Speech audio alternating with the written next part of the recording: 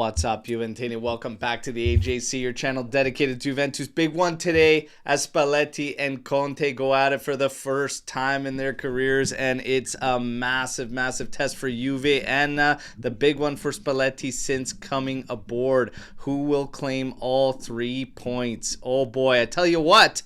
If old Shesh Fabregas was involved, he wouldn't even care if he lost all the points, apparently, after that shit show yesterday. Oh, man. We got a lot of fun. We'll take a look around Serie A, but I got Skanga, I got Omer with me, and Omer's got the guns out. Despite it being winter time, you know that's a good omen. Omer, how you doing, brother? Yeah, I'm fine. I'm doing great. Yeah, I saw some comments that people were afraid because I didn't have any. What the fuck's that? Because I didn't have any. Although I did wear a tank top under the sweater I wore. And so, yeah, I decided to go out guns blazing today for the chat. This one is for you. I'm suffering from a cold because of you. There you go. We always suffer for the army. Yeah. Skanga. How you doing, brother? It's snowing outside. Christmas tree went up last night. Still got to put up a second tree. Do you put up 2 trees? So we put up like the nice tree, but then my daughter and I in the basement, we have our own tree called the fun tree, and we just like shotgun the ornament blasts on it. It's my wife likes the nice tree up top. Do you put up 2 trees? You got to put up 2 trees. No, man. 1 tree and then the Festivus pole. So you got to have the Festivus pole in the basement, okay? Because that's where Feats of Strength takes place, and then upstairs is the tree. So. And this is the airing of the grievances? Yes. Usually that's what happens, but hopefully not after this matchup, because we got a big one with Napoli. We want to claim all the points, and we got a lot of big stuff happening today too, because we're going to finally give away the kits, everybody, okay? On today's show, we are going to give away the kits. You got the home kit with Yildiz on the back, okay? Oh, yeah. And then you got this banger from 2012, 2013 with Andrea Pirlo, okay? And that's going to go to one of our members that's in Legends status. So good luck, everybody. So everybody that's on, Twitter land watching this thing or whatever, get over to the YouTube side of things, subscribe, and get in this live chat right now. So real quick, Army, great to see you all. Vincenzo, Zwartwork Music, Cugino Eddie, Skippy, Tony Roast Beef, Robin Hood, Forza Juve Eric, Trimble's in here, already giving out the predictions. Slow it down, buddy. Take it easy. We got a lot of stuff to talk about. All right, so let's go. Let's get into this, okay? By the way, with the whole Christmas tree thing, a little late, Skanga. I mean, December 7th. Holy smokes. Well, Advent started last week, so I'm only a week late. Slapnuts. Take it easy. A little late. Busy. Little late, man. A little late, okay? Now, let's get into this. First things first, in the little build-up to everything and whatnot, Chiellini. You know, this always happens. We had problems with Nedved, and we had fans getting fired up with these guys. Chiellini got fans all riled up and fired up with the little statement he made when talking about Juventus, saying that Juventus of the 10, 20 years ago is no more. And that's what I said.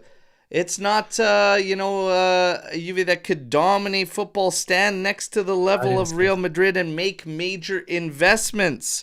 Italian football has changed. We have to accept that. And these are comparisons that cannot be made. Well, did that fire you guys up?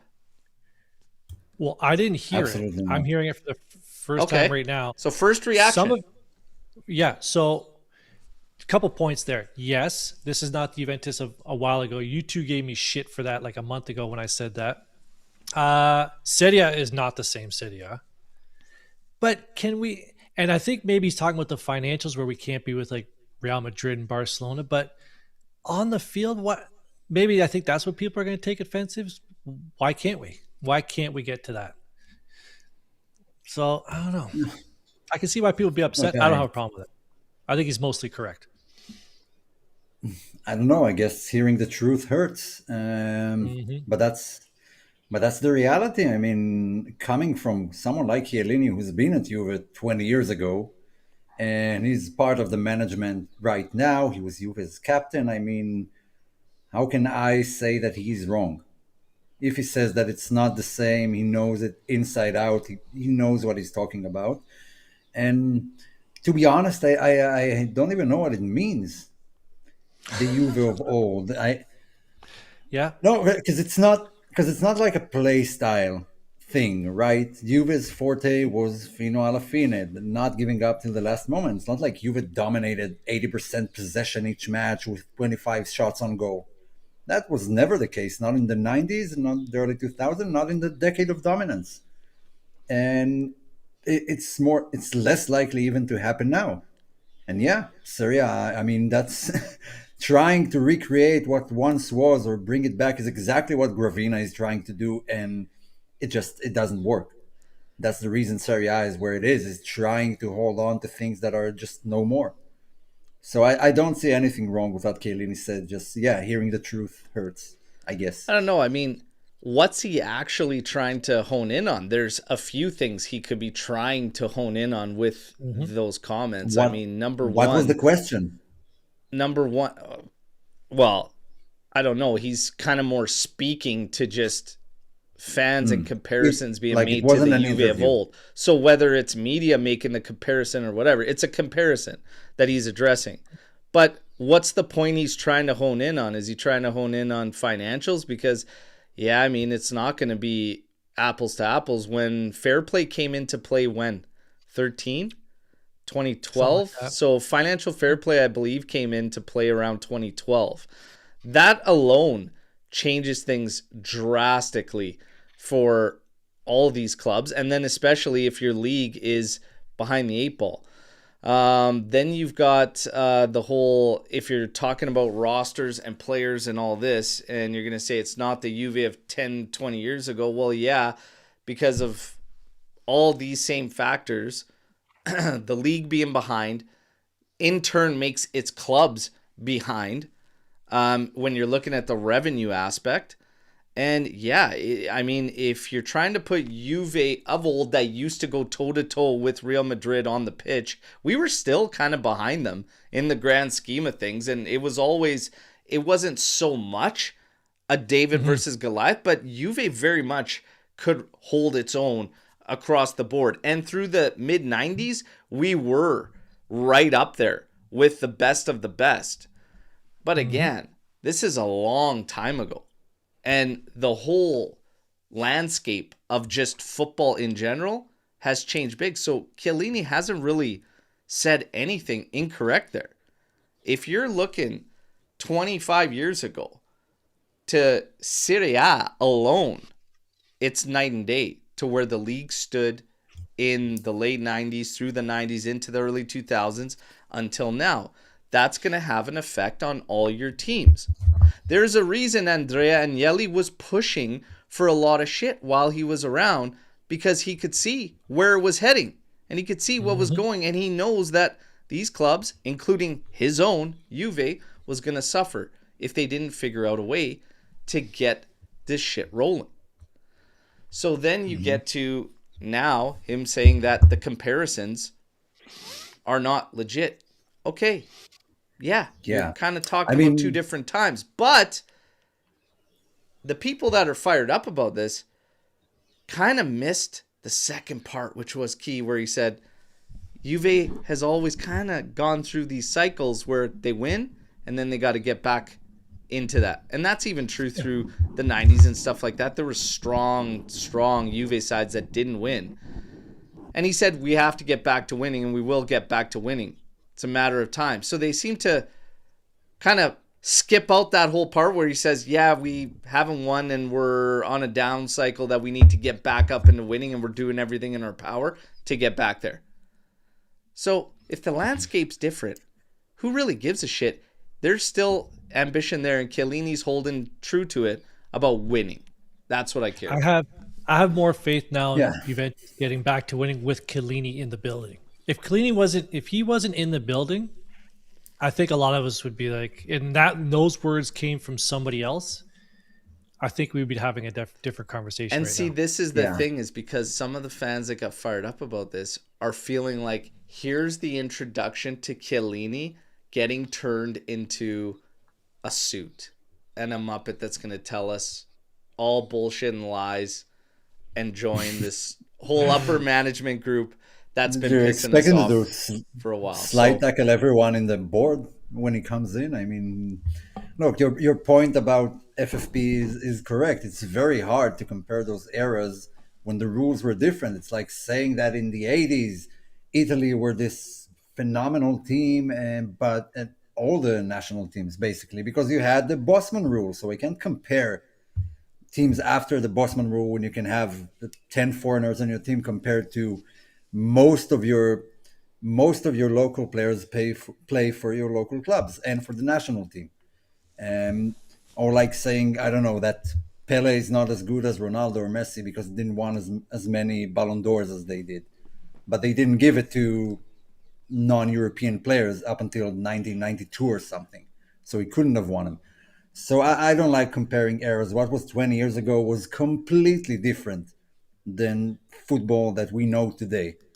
Didn't Como not have any Italian players on the pitch last week?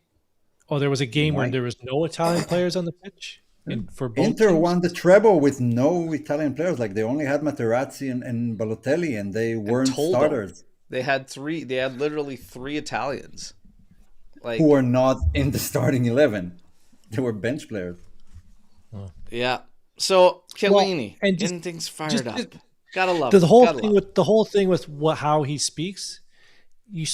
When you speak to your wife, you speak one way. When you speak to your friends, you speak another way. When you speak as a member of one of the leadership group of Juventus, you're going to speak differently. He's going to speak differently when he talks to Del Piero behind the scenes. You know what I mean? Like, he's not going to talk like he's talking to one of us. I don't know, man. I'm kind of the same. Customer service at the shop I work at. Berto, come on. Yeah, no, it's Whatever. one of those things. I don't actually have concerns about him being turned into a suit or doing anything. Like, I don't know. I think there's certain guys I actually believe in the connections that they have with their with the fans, that I actually think that they're gonna toe a line that's kind of respectful of that, and I don't think that there's gonna be any nonsense around it, whatnot. And I just see nothing wrong or any lies whatsoever in what he was saying. I mean, he could have come out and completely fed you lines and garbage. And what he's saying, people, that's the issue, is they believe that is feeding lines. They say that is weak from him to say. And I go, well, it's not weak. It's stating the obvious. It's stating everything that the army has said on multiple occasions and everything that we've come out on a panel and said. Serie A is not the Serie A of 25 years ago. In turn, it will make Juve, it will make Milan, it will make its big clubs not the same as they were 20 years ago. It's all connected. What happened to Nedved when he turned into a suit? Well, Nedved was crucified without anybody knowing what he actually did. Yeah. And people still don't know what Giorgio's thing is, too. So it's kind of going to end up being the same thing anyways. I don't know. But when he had a mic to his face, he always protected Juve. Nedved was one of the best for it. That's what I expect. Chiellini. He was also one of the best at the kiss of death. Like, he'd say, we're not getting rid of this guy. And the guy was gone the next week. So. Well, Chiellini did the opposite because he's like, no, there's no rumors linking us to this guy. He's like, no. He's like, you guys like to do your stuff in the paper. 2 days later, we signed him. So it was like, okay, thanks. Yeah. So it's kind of the opposite. Now, nonetheless, Chiellini, guys, take it easy on old Giorgio. Keep doing what you're doing, Giorgio. He's a beauty. Yeah. Now, we get to a little bit of news around the defense and whatnot. That Coppola has only played 17 minutes in the Prem so far. Should Juve be looking again? They were interested in him in the summer. Would you want them to look at Coppola, or would you want them to pick up one of the other young targets that they had in the backline, Omer?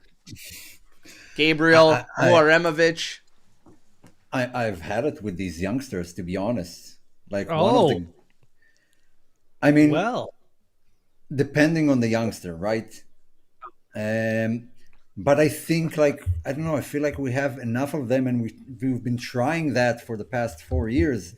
And what this team is sorely lacking is experience, veterans in the team. You can't bring me a veteran player and tell me, he's going to change everything. No, there's some sort of relation to the club, to the establishment, to how things are done, and going through a few managers. And the guys that we have right now, who are the guys? I mean, McKennie is here. That's like his 6th season. Perrine, and I think it have a huge effect on the dressing room. I don't think we need another case. I mean, I don't mind if we bring in Coppola. They bought him for like 10 million, so it shouldn't be too expensive. But it wouldn't satisfy me completely. It's not going to solve problems. It's an investment, fine, but I need some balls on the team. I need some mature men. I can't. We can't hope to win a Scudetto with kids. How old is this kid? Need to have balance in the team. Coppola's very young still, early 20s. I'll look it up. No, for me, it still wouldn't be Coppola. I didn't rate him that high before his move to Brighton, and I'm not even really there now. I'd much rather go with Muaremovic, left-footed center back, natural center back. 21. We have 50% sell-on clause, which will bring the price to around the same. He's in Serie A doing well. I'd probably go Muaremovic. But in the grand scheme of things, I said this whole time that we've been linked to youngsters again at the back line, I've been singing the same tune for a while now, while everybody wanted next-gen guys and still pissed off about young guys that left fucking a year ago and still in tears about it. Listen, you got to have balance in the roster. We need better experienced guys, but this team needs star power. So even bringing in a young defender, bringing in a young midfielder, young, where's the experience? And to be fair, where's the star power? Like, they need a star power signing somewhere on the pitch, and they definitely need a boost of experience. But yeah, if I was going to look at the back line, it'd be Muaremovic I'd probably look at now, but that's only one signing. We have to start planning for life without Bremer, everybody. We need a rock signed. It's sad to say it, but that's a very good point. Whether it's in January or in the summer, it has to happen. Well, let's see how he looks when he comes back, but God willing that he can just fight through that, because we know when you get that ACL, there can be like reoccurring injuries, and hopefully we're not seeing a trend here with Bremer. But to your point, Berto. By the way, the meniscus thing is nasty. I have a new name that I want. Thing's crazy, and Ramos on. That's why I always said, like, the people that are scoffing at Ramos. I mean, right now, if the details were right and you could get something that's like low commitment level, fuck, I'd probably make that signing. You know, we'll see. Ramos, but yeah, a lot of fans just hate him. The whole Madrid thing, everything, him as a person, it is what it is. I would actually consider getting a Ramos jersey if he comes to Juventus. Holy jeez, that's excessive. I've hated that guy for so long that I've wanted him on my team. That's how much I've hated him. That's the guy I want on my team. And he is one of those guys. You hate him, but you'd love to have him on your side. You know, yes, sir. Love to have him on your side. We had a lot of guys at Juve that were like that, and you'd see the other rival fans just picking on him, just laying into certain players that we have. But then there was rumors popping up, and then they were like, "Oh yeah, bring him over." And I'm like, "Oh, it's funny how the tune changes if that guy could be on your team. We need more assholes in the team." All right. I actually think he's like number 2 all time. Like, as far as assholes go, yeah, he's up there. I mean, assholes. Ramos is up there. Pitch. Statistically, he's second, I think, in the red card department. There's one guy ahead of him by like 100 red cards, something very excessive. But he's up there, man. He's been another guy would have been Jaap Stam, and what a great name! But Jaap Stam would be up there for assholes. Yeah, absolutely. Man. But that's the defenders of old, man. Like, they were assholes. They were pricks to play against. That's what we need. Not so are the attackers. The pretty boys. Now, Shigrova finally fit? Holy smokes. Or is Gazzetta just planting seeds to get us all fired up and then create a little issue with Spalletti when he's still getting the same amount of minutes there or whatnot? Hey, I hope he's fully fit, ready to go. A bit weird. A bit weird, like going from 10 minutes a match to fully fit in a weekend. Maybe he's fit for a whole half. Well, the minutes don't tell the story. Is like, I mean, yeah, if you're either starting or then you become game management. So it's like, He, is what it is. look, Whether it's a 20-minute cameo, a a 10-minute cameo, whatever. Apparently the workload is the same now as his teammates, according to Gazzetta. Yeah. Or, like I said, they're trying to plant seeds and get fans all So I fired have up a and question then for you. turn on Spalletti to get into this whole thing. But hopefully we'll turn that's on the case. We'll turn on them on our own. We don't need Gazetta's help to do that. We can do that all on our own. Yeah, Oh, yeah. yeah. No. Give him 2 matches. Hey, bottom line, I have win. a question for you. I have a question for you, Uh-huh. Berto. I just saw Conceição defensive statistics and how much work he does defensively. He does do a lot of work. And he does a lot of work. He has some great defensive stats. Do you think Zagrova could replace what Chico is doing, or if you play him, you need some other plan? Because He that's played a on big the issue. outside, played on the outside of the middle over at Lille there as well. So for me, it's like he could do it. He could do it just fine. Yeah. Okay. You won't get as much like ferocity and whatnot that you get out of Chico, but like he could still do it. I look back to the game even against Juve, and he did a lot of work back in his own end before leading the charge offensively and coming back at us. So I believe he could.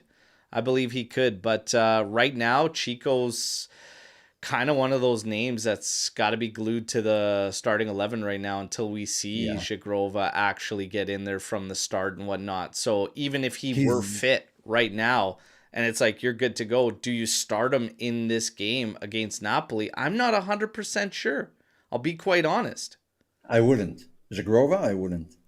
Yeah. Not because Zagrova, I don't have faith in him, because Chico is doing one hell of a job. He's becoming a fan favorite, in my opinion, very quickly. I really like him. I really like the way he plays. And it's interesting to see if Zagrova could provide the same thing or not. And we have to find a different solution. Yeah. I don't know if I would just grip it and rip it there and just fire away with him. Would you start Zagrova full fit today, Skanga? I cannot wait to see this guy play 65 minutes. I want to see him on the field. Maybe this isn't the game. Maybe I was just double checking. We play midweek in Champions League at home. Maybe It's that's Paphos, where you bring him in. Yeah. I think the issue is that the issue is a lot of fans, including myself, want to see him, and it's like they're really gonna slow roll this guy to make sure he's 100% fit, because it's not like he's just here for the year, right? Like you don't want to do something. Look what happened to Dusan. Even though I know he's leaving at the end of the year, and I don't think he's gonna be play another game for Juventus, but you don't want him to blow his abductor like Dusan did. Now he's out for 3-4 months. So I think if you had J Medical behind you to take care of him, would you risk it, or would you take the safe I would. route? That's why I think that's why they're not risking it. Mm-hmm. Oh man, Zagrova. Good problem. Zagrova. Can't wait to see this guy get legit minutes. Yeah. But let's see if those reports are actually true or not. We got to get into this matchup here. First time Conte and Spalletti face off. That's surprising. That is surprising. In Napoli, or just no all idea it's the first time? No, just first time. First time. So I guess they just never crossed paths. If you're thinking back to when Conte was with Juve, I believe Spalletti was at Zenit. I think he was at Zenit through that. I think it was at Zenit afterwards. Well, I don't know how they would have never lined up though. Yeah, this is weird to me. It makes no sense. I think he was at Zenit. Was he still at Rome? Maybe I'm wrong, and he was. Because you never know. He might have taken a red card. He was twice at Roma. Okay, it was twice at Roma from 2005 to 2009. Then in December 2009, he went to Zenit, then came back to Roma in 2016-17. And Conte was away, so he didn't come back. No, Conte replaced him at Inter, basically. Yeah, so he was gone. Conte left Italy and then came back to Italy, but Spalletti wasn't in Italy at that time. It just never lined up. This is literally the first time, and that's crazy. That's wild. Hilarious. He's 60 something. Yeah, that's wild. That's crazy stuff. So yeah, we look at the records of these guys. Conte against Juve, 2 wins, 2 draws, 6 losses. Let's add another one today. Spalletti against Napoli, 8 wins, 5 draws, 4 losses. Napoli, though, final home fixture of 2025. The last league game was exactly a year ago that they lost at home. So they can go, if they avoid defeat here, would be unbeaten through a calendar year. And that would be the Wow, that first would be time amazing. that would be the first time they do that since 1987. So yeah, let's make sure we get Oh, the job done. that would be Get that Oh, that win. would be amazing amazing. to ruin So that celebration. Oh, I want to ruin that one for them. oh wow. Juve, man, lost 7 of the last 11 dating back to 2020. We're 5 points Yeah. back in the table, but we have been pretty rough at that stadium. So hopefully it doesn't play a part today.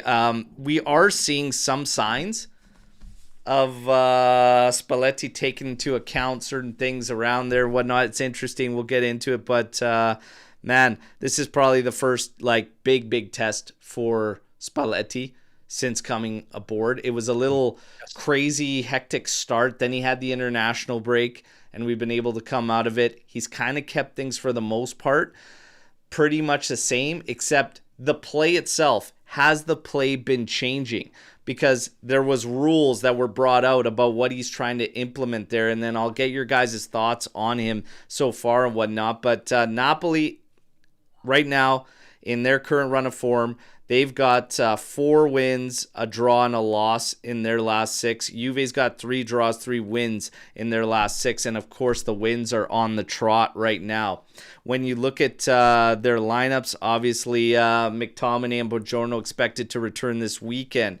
You got La Bocca that has just joined De Bruyne and Zambo Anguissa and Billy Gilmore on the sidelines. So they are rough when it comes to the midfield. Juve needs to take advantage there. And then you've got Meret, Lukaku, and Gutierrez also all unavailable. When it comes to Meret, though, they did pick up another good, strong keeper in Vanja Milinkovic-Savic. So there's pretty much no loss there. But the midfield, Always like they'll that be guy. feeling it in the midfield. We will get to projected lineups and whatnot, and then we'll get your guys' thoughts going into this big game here. So for Napoli, this is what's expected there. 3-4-3.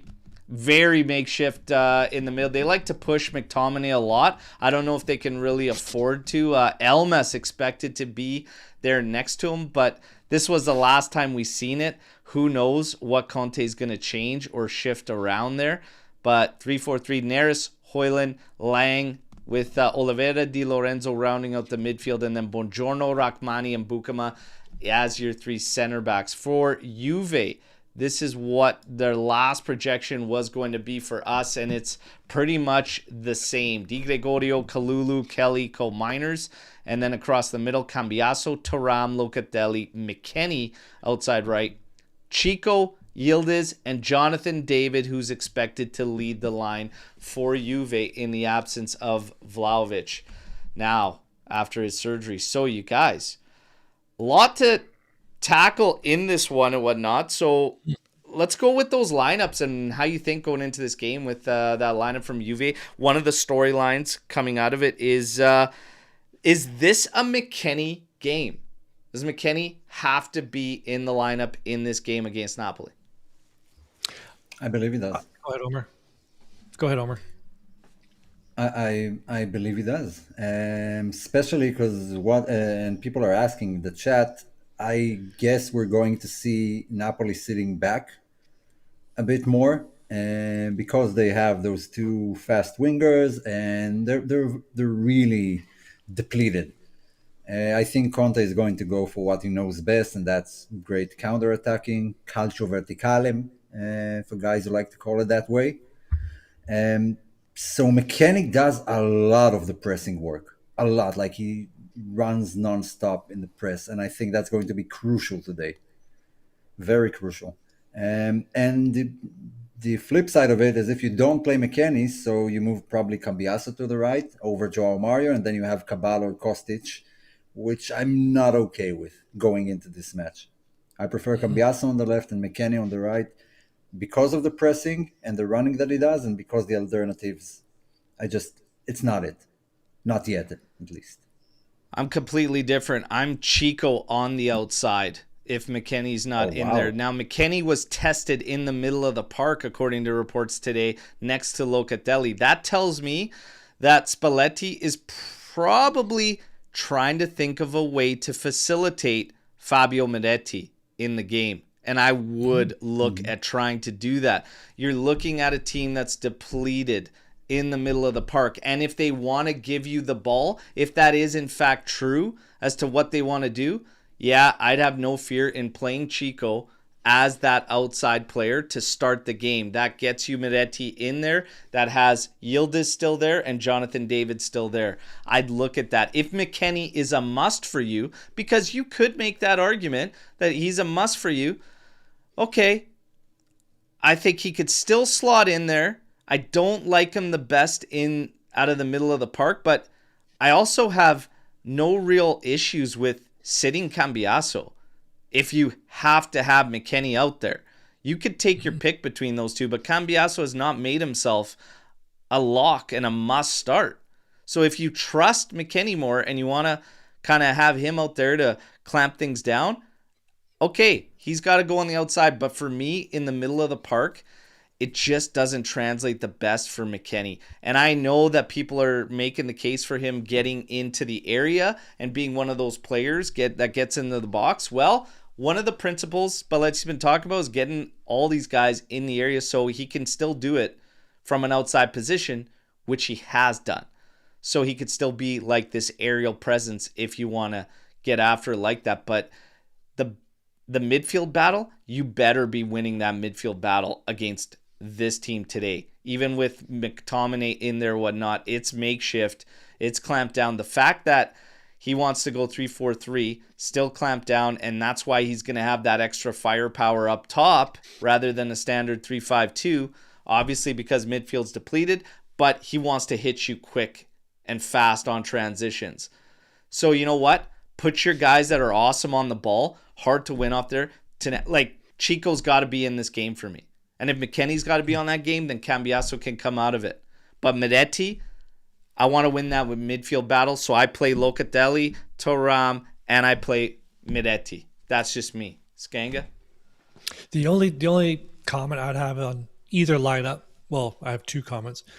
I don't watch other teams in Serie A. I'm well known for that. This McTominay guy is a fucking dog. I wish we had. He is the only player in Serie A I wish we had on our team. That's it. On our side, this is for me a make or break game for Thuram. If he starts and he wavers at all, I like Thuram. I know Omer bought his jersey. We all like Thuram here, but he might get Wally pipped by Miretti moving forward. If he doesn't perform today, I can see Miretti taking his starting spot after this match. I think it's a big match for Thuram. One of the other projections had Miretti next to Locatelli. You still have McKennie on the outside. You still have Cambiaso on the outside, and that still allows you Chico, Yildiz, and David, which I could understand. But are we going to get Miretti forward enough if he's playing in a pivot just next to Locatelli? You're pretty much going 1-for-1 with Napoli there in that setup. I'm trying to give us the edge in the middle of the park and really be able to turn the screws to them. So I'm actually I'm okay with that too. But for me, Miretti's got to be in there. Miretti's got to be in there. He's got to be. So is this the match to move to 3 in the midfield?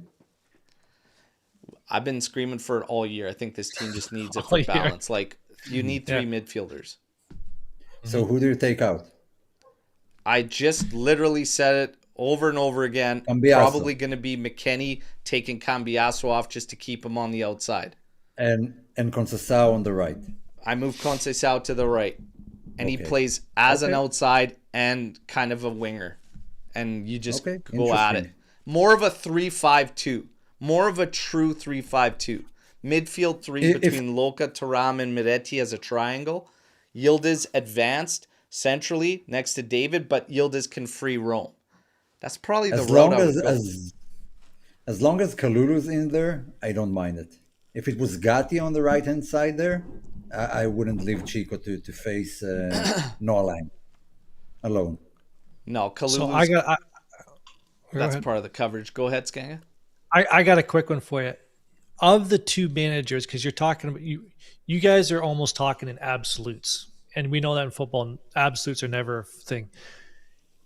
Do you see Conte or Spalletti switching tactics from what you're thinking right now? Do you think, or which manager would switch tactics first from what you're thinking? Would Conte switch from a sitting back to a more attacking style before Spalletti switches his tactics in this match? Which one do you think would bend first? If somebody was going to make a change first, it'd probably be Spalletti. Like if somebody was going to come out with something unexpected in this game, it'd probably be him because he's got more options available to him than Conte. Gotcha. Yeah, I agree. I think Conte's hand is forced here to play the way he plays, and because of the lack of players, bless you. And yeah, but mostly it depends on who concedes first. Yes. Yeah.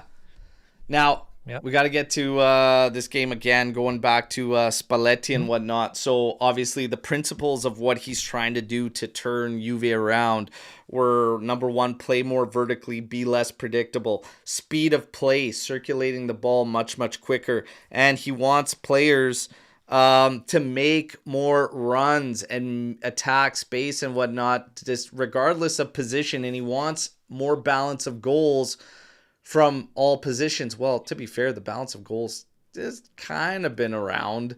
Nobody's really just lighting it up. Definitely not striker position. Even Yildiz had a little bit of a letdown. But guys, do you feel that based on this, you see quite a bit of Spalletti's influence coming through so far? Yeah. You do? Yeah, at least based on the Udinese match, that was a completely different attitude from what we're used to. Yep. Juve were pushing. It gives me the feeling that Spalletti likes to kill the game as early as possible. He has no problem later in the game to be a bit more defensive and let the other team have more of the ball, but he wants them to press early on and hold on to the ball and kill the game as early as possible. That's the feeling I'm getting from his play style, while, let's say, Allegri liked to leave it late. To some degree. Yeah. I think we talked about, I think the three of us did the post game for Udinese, right? And that's the one thing that we pretty unanimously agreed on was the attitude, just the way this team plays and how they carry themselves is completely different from the beginning of the season. I think you could start to see some influence from him definitely coming through. It's just same thing. It's trying to get it locked in and at that like steady, because like there's moments, there's lulls where it like completely fades, and then it's like, okay, old habits die hard, and it's like got to get back into it. But yeah, you could definitely see some of the influence. One of the biggest influences might be his decision to keep the team out of Naples today and actually arriving before the game on match day rather than deal with all the nonsense and the fireworks outside the room. So a little savvy move there from Luciano Spalletti, knowing their game's there. Smart.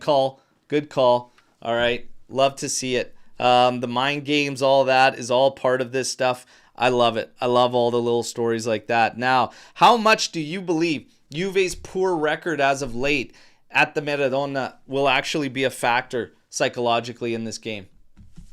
Well, I have here that so Napoli have won 5 of the last 8, including the last 6 at home in this fixture. So again, completely different managers, different lineups, depleted lineups. I think this stadium's a bit of a boogeyman for us, though. Yeah. We'll get to that in predictions. One of the players to score in the last match we beat Napoli at the Maradona was Pjanic. Yes. Imagine how long ago that was. Too much. Too long. Yeah. Way too long. Way too long. We're due. We're due. Let today be the day. And Sweaty, your question, watch along? Oh, hell yeah. Oh, hell yeah. Oh, hell yeah. We're going to be ripping there. Now, Is this, well, it has to be. This is a statement moment. This could be a statement match for Spalletti. The intentions, the way he's spoken about ambitions coming in. Big statement opportunity if Juve gets the job done, especially despite what we were just talking about, a poor record over dating back to 2020 at this stadium. This is a chance for a big statement to be made. Now, guys, I want to get your keys to the game, keys to success for Juve in this one. Then we're going to get to the fun stuff, players to watch, etc., and our predictions. So, Skanga, why don't you hit me with your keys to success for Juve? Well, I'll pass the midfield one on to you, but the one I have is it's the solidity that we've had defensively. So Juve has, in the last 5 of the last 6 games, we're averaging 1 goal against, right? Napoli's scoring at 2.5 goals.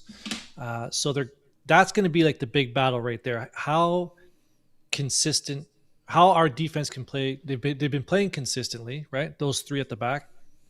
Can they maintain that through this match? And I think having a guy like Koopmeiners back there with his brains, and we all know he's not a left center back, but the way he's playing, he's going to be one of my key players today, is how he maintains how we've been playing those 3 across the back. Kalulu too hasn't sat yet. Is that right?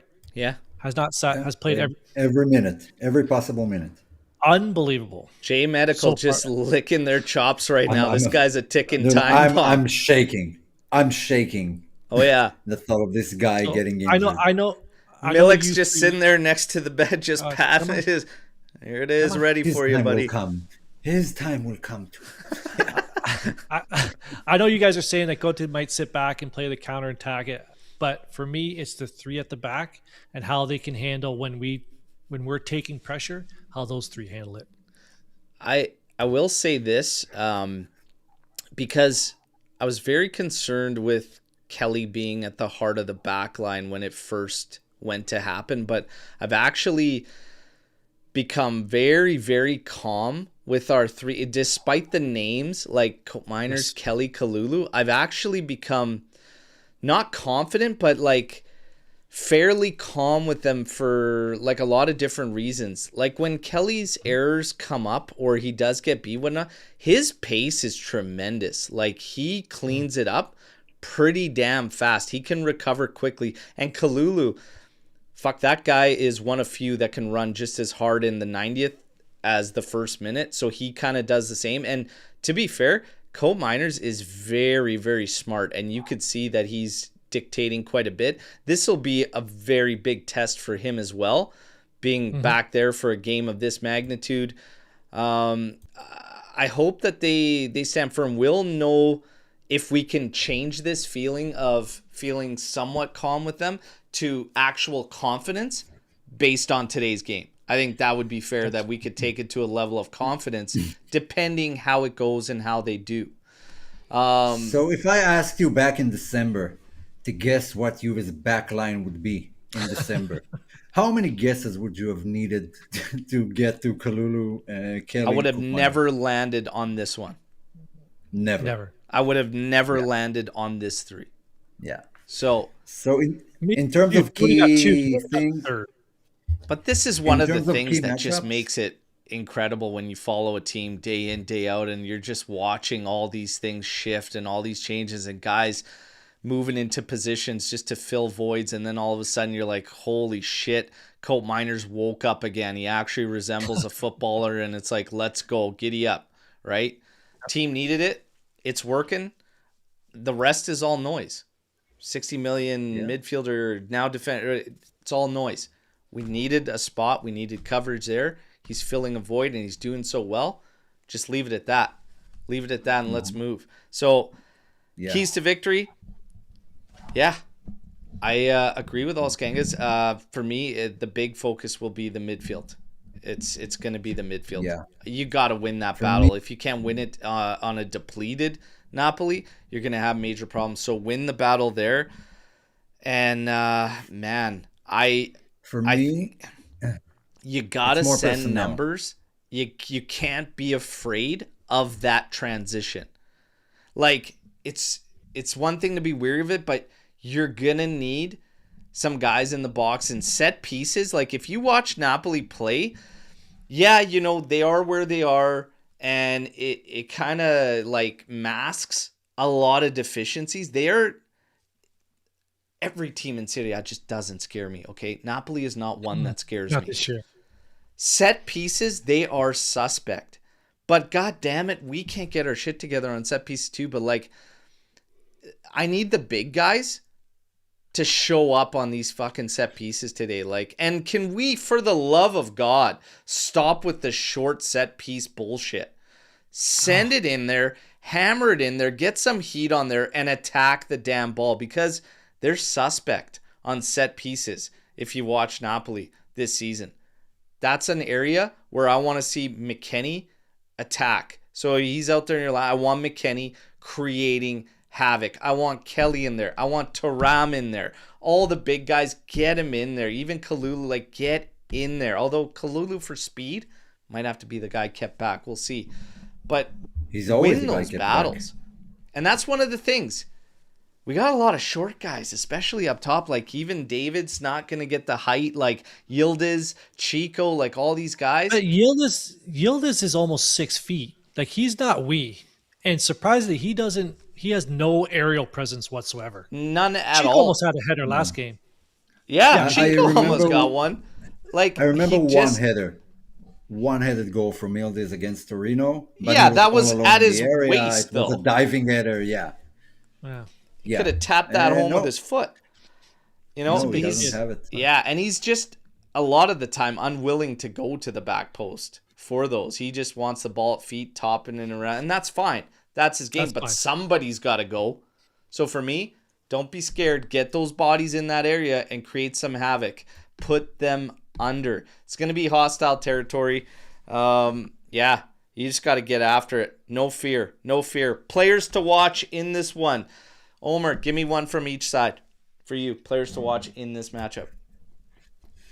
Well, on Napoli's side, it's like it has to be McTominay, best player in Serie A last season. He's doing phenomenal for Scotland as well, so it's not just in the league.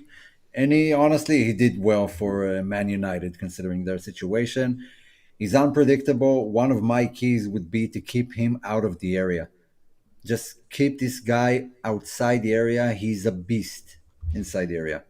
So that's on Napoli's side. On our side, close eye on Jonathan David, to be honest. Like, he has his hands full. I mean, Buongiorno and who was it? Rahmani was in there. There are Buongiorno, no push- Rahmani, and Bukama. Yeah, so these guys are no pushovers. He'll have a tough time with them. I'm expecting to see how his play style works against those guys. Obviously, the midfield, but I have no idea who's going to play there, so I can't really give my judgment on it. Yeah. I'm going to go for Napoli. I'm actually going to go with Neres just because he's in good form right now, and he's one of those tricky guys that can give us issues. He's just one of those players that typically, more often than not, cause Juve a bit of problems. So I'll Not say the first time. Neres is one to watch. I also believe McTominay won't be as advanced playing in that midfield the way he is today. I don't think he's going to get the freedom in that pivot. So I'm going to go Neres. For us, I actually do believe Conceição is going to be one. Conceição is going to be one. He has been huge for Juve, and that Champions League matchup where we didn't get the main go-to guys at the start and he was pulling a ton of weight, I need to see him locked and loaded with the best lineup. If Meretti's in there and you find a way to get Chico in there, I think you're going to have a hell of a time defending Juve. And I hope that somehow, some way, Spalletti finds a way to get Meretti in there and keep Chico on there. But I think Chico is the guy to watch for Juve. He's driving us forward. I think Conte is going to have his guys giving Yildiz the gears. And they're going to get... if I had to bookmark a few things, bookmark somebody going through Yildiz very early in this game, physically. and look at them getting late knocks on him repeatedly. So if I had to bookmark a couple things that Conte probably has Napoli doing, that's probably it. Chico, though, a lot harder to catch and whatnot, more shiftier and whatnot. Look for Chico, and Chico loves that kind of shit. He gets fired up. He gets going. He's got to keep his emotions in check. Emotions will be big in this matchup, but I got Chico. Skanga, players to watch, one from each side. I don't really give a shit about Napoli. McTominay's the guy for me, obviously. I really don't care about Napoli. You guys know this. This is a match that I think a guy like Locatelli is going to do a shit ton of work and be completely underappreciated. I wouldn't be surprised if he finishes this game with 15 tackles, right? And an assist. So this is the game. I was going to say Cope Miners because I want to see how they do at the back, how he organizes everything, because he's really the one organizing things back there.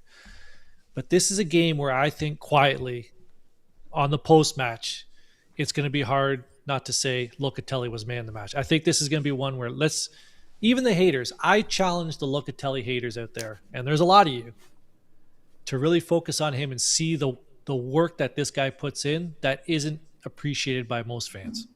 So he'll be my guy. So over under, Tony. Yes. Would you bet that odds on Conte tearing out his toupee and stomping on it in the dugout? Would it happen?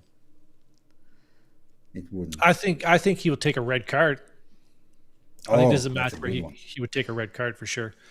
You got, speaking to Skanga on Loca too, Luciano Spalletti actually talking about several players in the build-up to this game, and he asked about Locatelli, and he said he has personality and knows his skill set very well.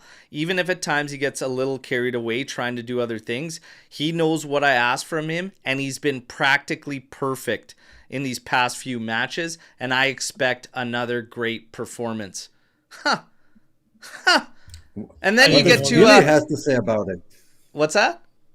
What does Billy have to say about it? Yeah. Billy the guy?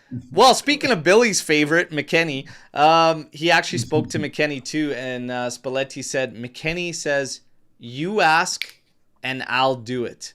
And he goes, there is nothing better as a coach that you could hear. That's Spalletti's words on McKennie, and it's verbatim. It's true. That's why these guys get, like, utility guys are massive for coaches. It's a massive safety net. When you're like, yeah, I'll go out there. I'll do the work. Let's go.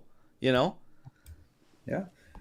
But people don't like McKennie. But when Ancelotti said that about Valverde, everyone is, oh, what a player. What an amazing guy.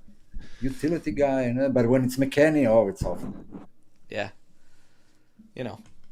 Hey, Billy. It's the way she goes sometimes. Old Billy. Yeah, Can't keep him happy. I'm not the only thing McKennie keeping Billy happy in Mama's still. basement is the Cheetos. So enjoy those. Yeah. Now, God, those Cheetos. Billy. Oh, we had fun with Billy. Guys, reminder, if you're on X or Twitter, get over to the YouTube side, subscribe, get in this chat.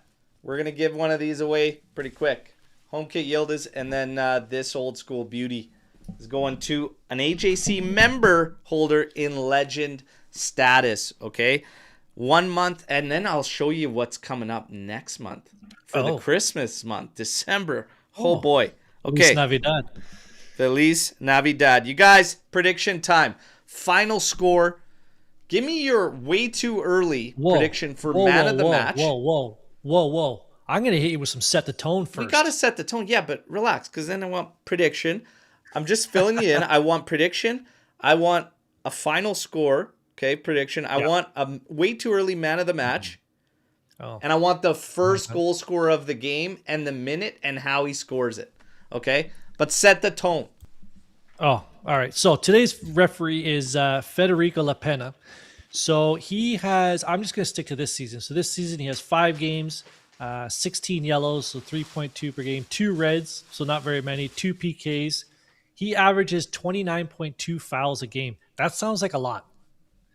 That sounds like way too many. Man. In his career against Juventus, refereeing Juventus, 4 wins, 1 draw, 2 losses, 9 yellows, 0 reds. Napoli 6 wins, 3 draws, 5 losses, 28 yellows, but no reds. Now, this Chooch was demoted to Serie B because of a match he did in February 2025 with Inter Fiorentina, I think it was, where he missed a straight red for a Cherby, and then he gave a soft penalty to Inter in the first half. So he was then demoted to Serie B. Welcome back. He did one game for Juve years ago where he upgraded a yellow, or he helped VAR, or VAR told him to upgrade a yellow to a red for Demirel in 2020. I missed the opponent for that one. But anyways, so he's been around. A lot of fouls. So I think this is the game, to your point earlier. I think this is going to be a herky-jerky kind of game. I think Locatelli's going to have a shit ton of slide tackles. Hopefully he doesn't pick up 2 yellows, but I think it's going to be a lot of whistles in this game. Not going to be a lot of flow to it. Real quick, Omar was not comparing Valverde to McKennie. That's a point missed. That's a point missed right there. You're missing the point of what he actually said. So, as far as set the tone, is miles ahead. Just to be clear, Valverde is miles ahead. Is not. I mean, top 7 players in the world for me. Now. And McKennie is not. No. Set the tone's done. I agree with everything Skanga said about how this thing's going to go, how it can probably shape up and play out. But now it's time for predictions. And Skanga. I'm ready. I am ready.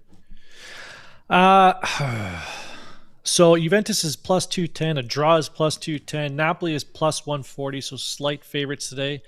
I am going with the 1-1 draw at plus 500. With Napoli scoring first, and then I'm going to take David. Okay, can I take David or Pendo, whoever starts? Because I'm not sure who the starter is. Whoever the starting. Okay, so I'll take David. He's plus 200 to score. I think this thing is tied at halftime. I'll take him to score in the 38th minute. Let me write that down. But I do think Napoli scores first, and then they sit back. Side bet. For teams to score in both halves, Juventus is plus 440. You think Juventus can score a goal in both halves? Yeah. I don't know. Well, plus 440. There you go. 4 times your money. And I'm also going to take Juventus for plus 100, plus 13 shots. Over 13 shots. Not on target, just 13 shots total. 13 attempts. Okay. Yeah. That's where my money's going today. Omer. Chicoria. 2-1. Juve wins this. And you wanted the first goal, right? I want the first goal scorer of the game, the minute, and how he scores it. And then way too early man of the match. Okay, so I'm going... Well, I have nothing to go by, so let's go with Yildiz. 25th minute with goal alla Del Piero. A curler from the right to the far post. Yep. And early man of the match. Oh, man of the match. Man of the match. Yeah. Way too early man of the match. Let's go with Locatelli, just to annoy some people. Okay. Skanga, you want to throw your way too early man of the match in right now? I'm going to stick with David. I'll stick with David, man of the match, yeah. Okay. 2-1 Juve victory. Oh, here we go. We are 1-1 at the half. So that's one of my tiebreakers. 1-1 at half. Level at half. Oh, lines are shifting. Then I get to Jonathan David, the first goal scorer of this game. 29th minute. And it is going to be from a Chico cross that he slots home. And your man of the match in this game, Chico Conceição. Chico Conceição will be man of the match, I believe, in this game for you. Whew! All right.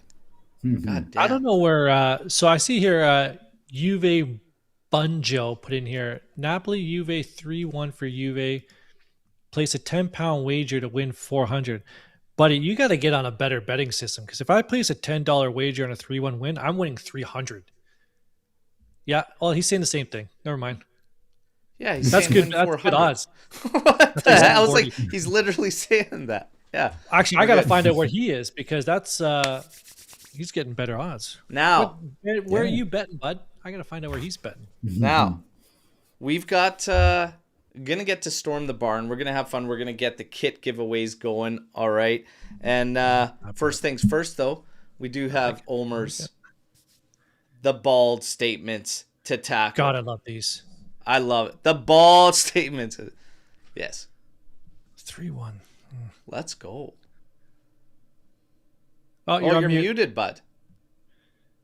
Where's No way my to start opening? your own segment? Come on. Where's my entrance It's coming. song? Oh, It's coming. Cool. Nice. Okay, let's go. First one. Paulo Dybala was massively overrated by Juve fans.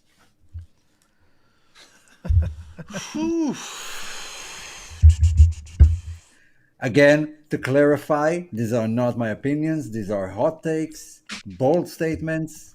I'll give my opinion after the question. He had a lot of hype coming in. Like it was like he's the next guy. He is the next legend.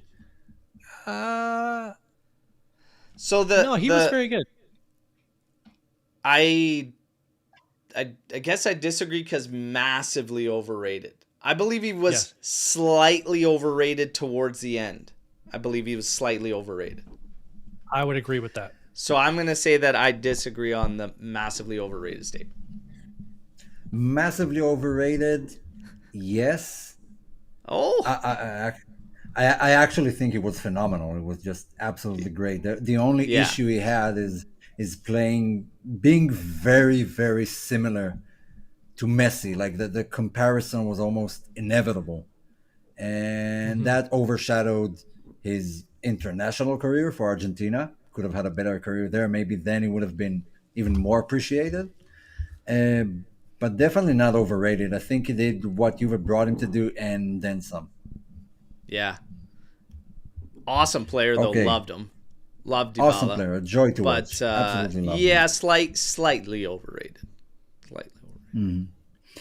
Okay. I think the end was the problem. Yeah, how it ended. towards there was a point there where it was like, yeah, I don't know, like I remember that one moment where it was top 25 money, and he was like not taking it, and I'm like, Yes. dude, top 25 at that point in time, like I go, that's pretty damn fair. So Remember that? Yeah.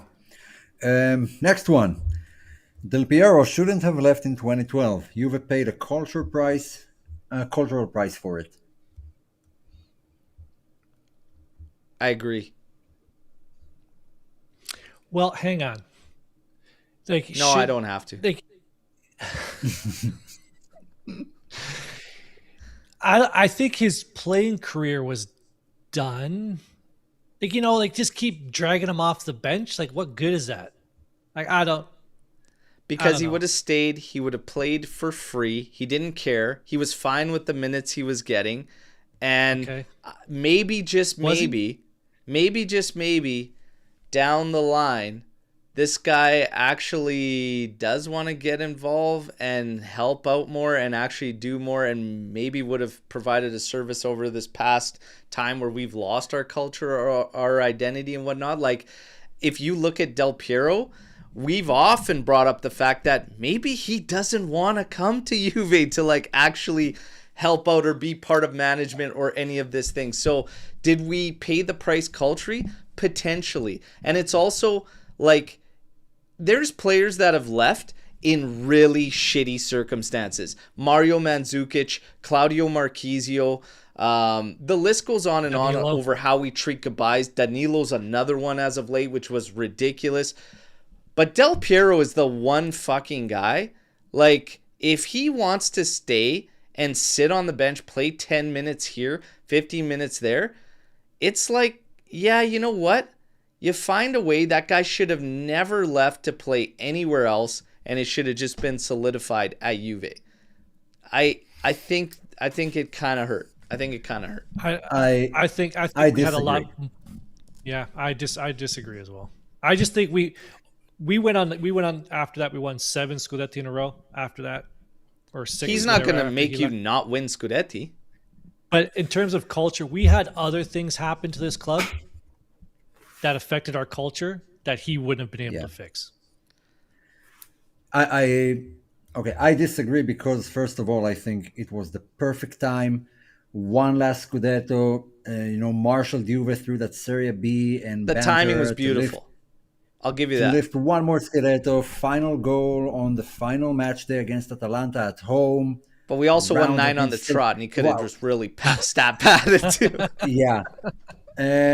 I don't know. We never heard about it, but I think some of it maybe came from him. I don't think there was a cultural gap when he left because we did have, first of all, Conte at the time. And you still had Buffon and some other guys who were the culture of Juve. No, I actually thought it was right on time in the best way possible. I couldn't have asked for, Champions League would have been nicer, but considering the circumstances, and I won't argue I had the no timing. issues. I'm not arguing the timing and all that, but if you're talking about the culture and fandom kind of plays a part in your culture and there's a connection there, that one kind of stung a lot of the fans because Del Piero wanted to stay. Del Piero didn't want to go. Del Piero wanted to stay. So when you do that, you open up this window, and then if you accept that, you're willing to accept more, and the goodbyes got pretty fucking ugly. Yeah. So when you start to look at culture, you start losing yourself. You start treating people like a number maybe, and maybe don't appreciate them as much as you should, and maybe then you switch your crest to a badge for marketing and etc. because your culture doesn't matter and your fans will accept everything. I'm just saying, I'm going all out the mile, but listen, with that I agree. He should have stayed forever. He should have stayed. It annoyed the fans, I agree, but I got over it when we won the Scudetto the year after. So winning always makes things better, but Del Piero should never left. 102 points, that was one. Love the Australian support we get here, but he should have never come to Sydney. Okay. Actually, I have a friend who met him in a mall in Sydney, and just on occasion. Okay, next one. Szczesny was more important than fans give him credit for. You want to know something? That son of a bitch was a beauty, and people just it grinds my balls when people say, "Oh, he was over it." He was an absolute unit. Grinds your balls. I don't think he can still play with Juventus. I like Di Gregorio, but when he was here, he was so underappreciated, and it really pisses me off. Was he underappreciated, or was he appreciated properly? Like underappreciated? I don't think he was underappreciated. I disagree with the statement. I'm going to let you two fucks go because you both tackled me on the first one, so you guys go. Okay, so I think Tech was fine. There's something I really like about him because he sort of have this, I like football, but not to the level of, crying at the end of matches. I don't take it too seriously. I just enjoy it. He had this little fun thing about him. But when you're looking at Juve and what they needed and who he replaced in that position, that was not what Juve needed. I think it didn't come up clutch when he was asked to do, and we were so used to Buffon literally winning points for us. And so it was an impossible task for any goalkeeper to come after Buffon and replace him basically. But I think when Tech was called upon, he shut the bed. When we really needed him, like that Porto match, that goal from 1,000 yards out under the wall. Wow. That one hurt. He was a nice guy. I liked him. I have no issues with him playing at Juve. He smoked.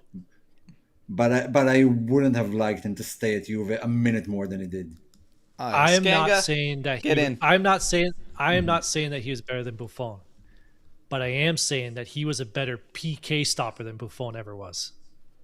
He stopped. What? Well, I think he stopped more. I'd like to see the numbers. I can't remember Buffon stopping a lot of PKs. I remember Tech stopping PKs when we needed it.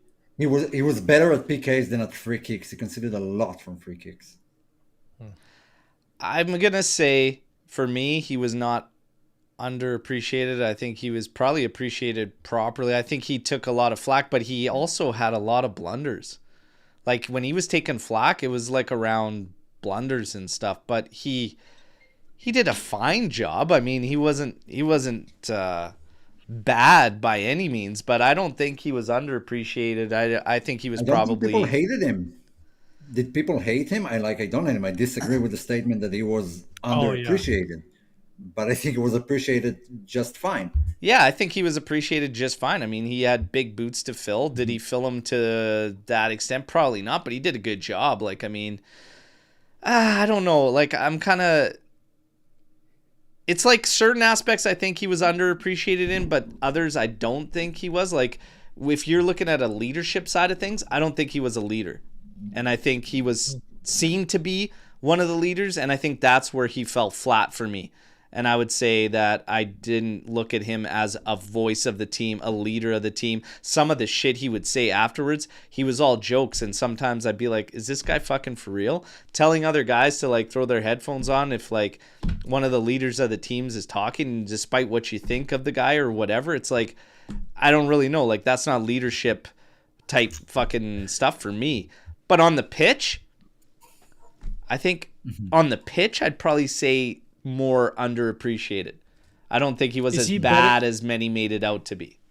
Is he better than both the goalies we have right now? Yes. Or Yes. In his prime, yeah. I mean, right now, Barca fans hate him. I have two friends who are, hardcore Barca fans, and they absolutely hate him.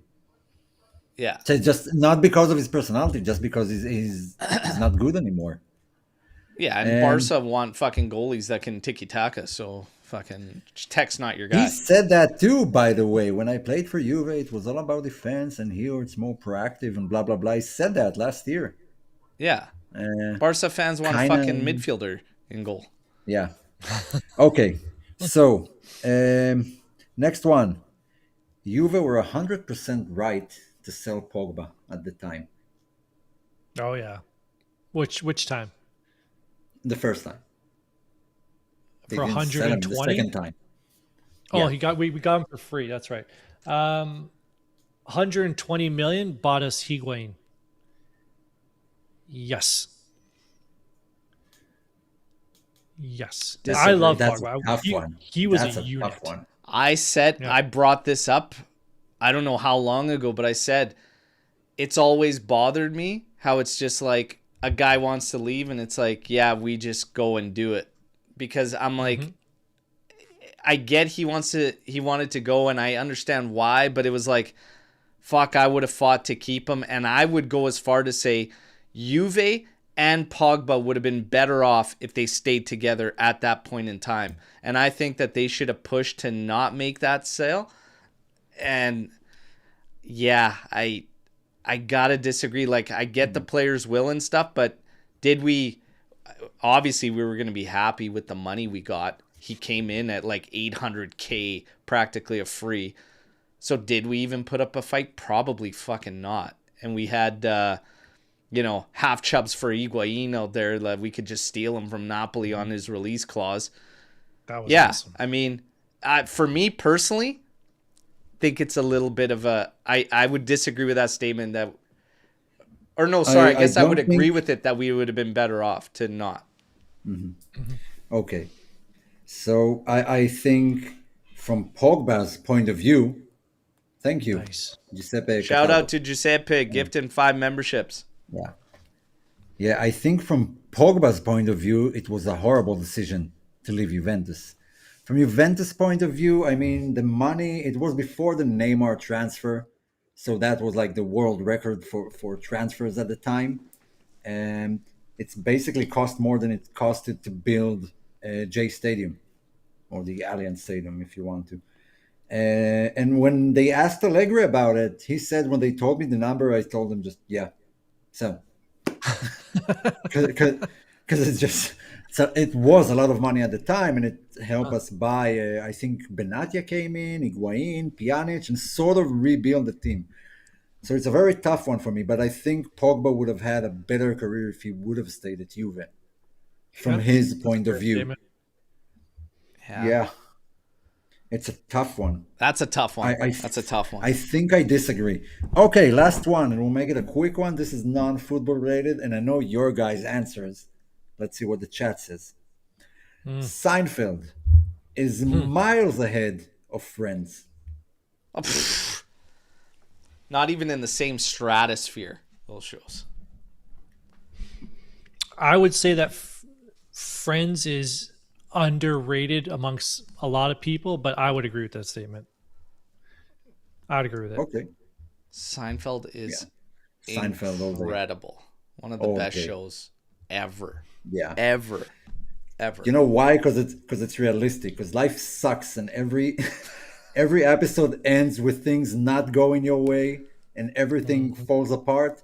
That's a lot more likely than 6 friends living in 2 apartments and fucking Nobody writes shit like Seinfeld, man. The irony, the storylines, like it's just, and how they all just make it come together at the end. It's just everything. The cast, the writing, it stands the test of time now. Like I watch like years of rewatching, still as hilarious.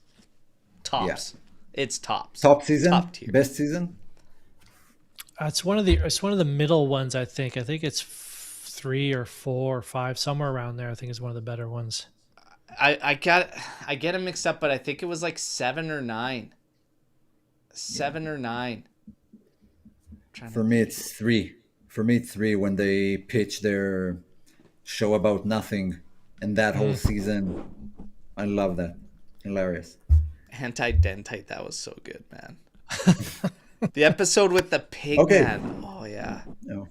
Kenny Rogers' chicken, great. Costanza's just a riot on his own, man.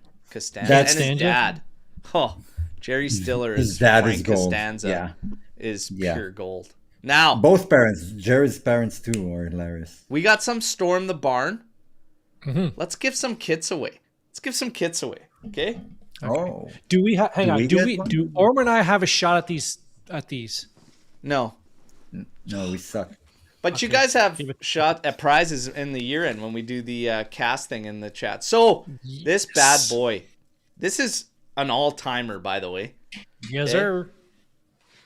Vincere non è importante, è l'unica cosa che conta. Gianpiero Boniparti, 2012-13 with the man Andrea Pirlo.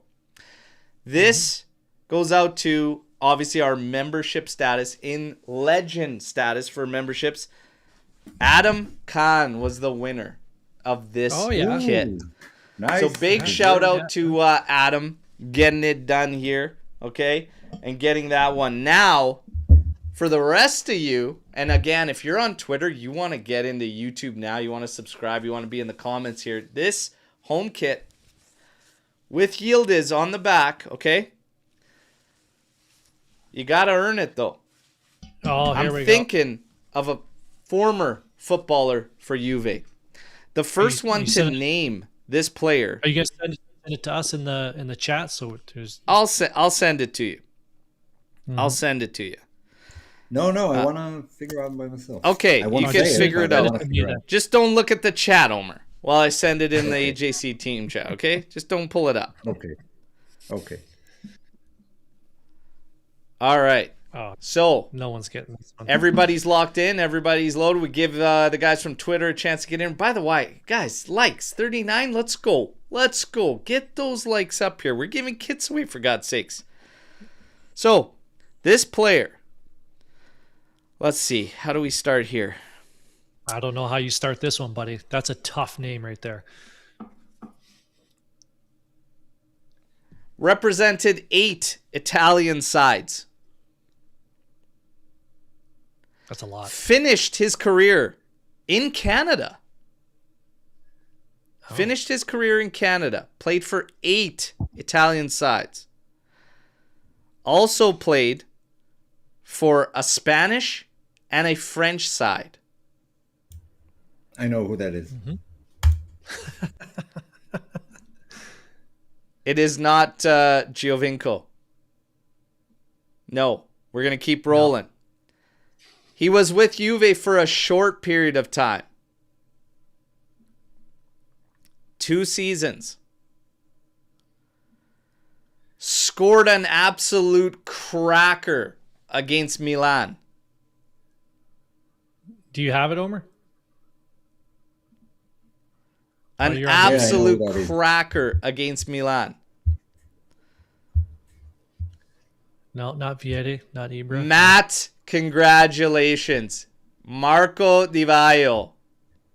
You got yourself the brand new home Yildiz kit. Matty, love to see it too. Long time Does that supporter. count since he made it as a question? This is a Jeopardy. Does he have to put who is Di Vaio? Like, what is this, Jeopardy? That's what he did. Who is Di Vaio? Yes. By the way, congratulations, Matt. He had one of the worst injuries I've seen. Dude, he scored some crackers, man. He had some beautiful goals. And at Juve, he got up to a header with someone, and that guy headed like his temple. He fainted in the air, and he fell on his face, almost swallowed his tongue. I mean, that was a horrible challenge to watch. He was out for a long time. Di Vaio finished in Montreal. So there you go. A lot of people were thinking Seba right away, but no, Di Vaio finished in Montreal with the impact. So there you go. Congrats to Matt. Love to see it. And reach out to us on any of our socials. We'll hook you up and get that mailed out. Now, for everybody, this is what's on deck for the Christmas month, okay? See, Omer and I have not seen this yet. What is it? So, for you regular subscribers, just regular, just being a part of the crew. Just rocking it with us, okay? Yes, you sir. still get a crack at this. Oh, you son of a bitch. Look at that. Visit Detroit. Like another Yildiz jersey. Oh, yeah. It's the boy. It's Keenan. This is the third. Okay, this thing's a stunner. Absolute stunner. Wonderful stuff. Do we have a giveaway date for that? December, the end of December. That's our December month. But we'll do it around one of the matches, okay? So good luck there. Now for our membership status holders that are in legend status, this month's giveaway kit, you guys ready? Fucking 120th anniversary. Oh my God. Ooh. So if I... Now, of course, you guys, everyone that has these, they only made 1,897. So like... It's nobody's selling any of the legit ones, and I'm not giving away my legit one, but this is like from a legit replica producer. This is actually beautiful. I put it right next to the damn thing. It's stunning. Like, guys, this is legit. Let me tell you. Beautiful kit. Beautiful. That's unreal. 120th anniversary, you guys. Good luck. Yeah, my eyes did light up, sorry. Because I don't get a shot at any of this stuff. I get nothing. I get to sit here and do research and talk into this microphone. I enjoy doing it, though. And what do I get? And stickers once a year. Yes. Boom. Actually, my daughter loves the stickers. I can't lie. Guys, the stickers are legit. It is too good to you. Guys. That's the best way of putting it. Guys are the best. The Army is second to none, all right? And we love showing you deserve it. A big thank you to all of you for the support, okay? So this is a big Christmas month. There you go. The third kit with Yildiz and the 120th anniversary for membership status holders that are in legend tier, all right? So there you go. Now, Storm the Barn. Let's go. Let's get a little Storm the Barn action going. What do we got here? Let's go. So, Forza Juve Eric coming in here. Oh. This game is showing us how we go in Serie A. We win, we can maybe still compete. We draw, we are not changing. We lose, and we could end up 8th. If disagree, cannot win anymore as games are tough. Okay. Skanga, well, you're ready to go. Fire away on that one. Yeah. Can you bring that back up? That's a lot of words. I got yeah, basically says that this game, each result will tell you where we're at. If you win, you could still compete for the title. If you draw, nothing's going to change. If we lose, we could actually finish 8th. No, if we lose, we won't finish 8th because the rest of the league still stinks. I don't think this is a be-all, end-all game. I do agree that it's a statement game for Spalletti, but a draw isn't a terrible result away from home in this stadium. So I wouldn't say if we draw, that's it. Nothing's going to change. It's going to be the exact same. A draw is not a away in Serie A against the top 4 or 5 teams, a draw away is not a bad result. You got to win at home, though. And we play them again in like January or something. So the schedule doesn't. Yeah, we play January 20 something again. 25th, I believe. 25th, I think. Yeah, against Napoli. That's the game that you got to win. This is a massive statement game. I just don't think if it doesn't go to the point of victory, that it changes things so dramatically. That's all I'm good. That's the part I don't agree with. If you win, I think there's way more to gain out of this one than there is really to lose because of the points that Scanga made in terms of Serie A strength. And I still think Juve is going to be in the mix around that top 4 for the entire season. But this is one that could really shift this team's belief with the new coach, Spalletti, who continues to gain a little more in terms of influence. Yeah, I'm going to say that there's more to gain out of this one. I don't think that it's going to turn so drastic. Omer? I got nothing to add. I fully agree with both of you. A win would be much more of a statement than a draw or loss would, especially how it goes. Like, drastically. Do you lose on like a controversial play like towards the end? Like, how does it go down? Like that's a safe bet. We gotta score goals. Like I would rather the question be, or I'd rather us be talking about, we gotta start scoring more than 1.5 goals a game. Like can't we pop 5 or 4? Like, when's the last time we've really dusted a team? We just aren't clinical enough up top for my liking. And that's not a story of this season. That's a story of the one before that, the one before that. Like, I'd have these sons of bitches picking corners off in training until they couldn't fucking shoot anymore. And it's like, stop putting it right at the fucking keeper. Like, let's go. I say it every game on the main. So the people who are new here, I run the X account normally for the games. It drives me nuts. 1, when there's 2 guys standing over a corner kick, drives me nuts.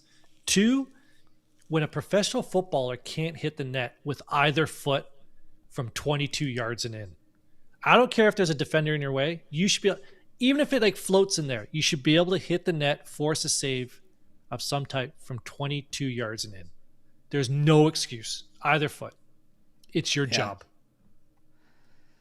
Yeah, there you go. I'm with you. Play Conceição first 45 minutes when he's best, because after he tends to lose stamina, and then second half put Zhigrova on. I disagree. I don't like the changing players or starting a player that you're going to substitute at halftime. Mm-hmm. I don't mind when they do that when the player is playing like shit, like Spalletti did recently with both Adzic and Kostic, I believe. But going into the match knowing that you're going to sub this guy at halftime, I personally don't like it. Look, if you ask me, I'll tell you the same thing I've said all along. Chico to Zhigrova or Zhigrova to Chico, I love it. Like, I love that. I love that option. I don't think you should ever go into a game, like to Omer's point, just planning for like an immediate shift at half or whatnot. And I'd actually counter that Chico, I don't believe, loses influence in a match. I actually see him as a guy that plays still as hard into the later minutes of his sessions as the earlier ones. And that Champions League match was a prime example. He was like one of the few when we were away in buttfuck Norway, Bodo there. It's a family show. It's a family show. My bad. But anyways, we were in the middle of nowhere out there, Norway, okay? So we're out there in Bodo freezing our balls off. And way up there. Chico was like one of the few that had major influence in the first half. Second half, he was right there, same level. The game changes, though, because they decided that they could actually play 1-for-1 against Yildiz. Well, we're going to take advantage of that. So there's more mouths to feed when Chico's out there with Yildiz as opposed to without Yildiz. Everything changes. But, yeah, I don't know. I don't think I'd plan for a specific minute to, like, make changes. That's the thing that upsets Juventini with Conceição, and I see this on the Matrix every game, is he'll do 8. If he does 10 things, he'll make 7 good decisions. But those 3 decisions that miss, like when he holds the ball too long for passes, it really grinds people's gears. It normally Grinds they're their not balls. in situation. What's that? Grinds their balls. It's normally not. It's always in like the attacking third when his decision kills a counterattack or something. So I agree with what you guys said.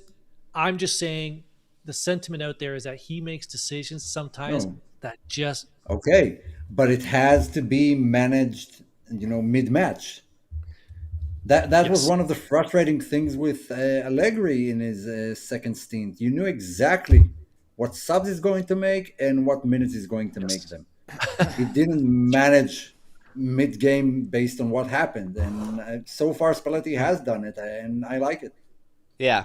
Yeah. He jumped on getting Adzic out of there in Norway immediately at the half, and that was the right call. It was just like, you could see it when it's got to happen. You got to react. One of the things I hated about Tudor was the fact that it would be so late before he makes any decisions, and it's like, dude, the result has gotten away from you at that point. So I like just being on him.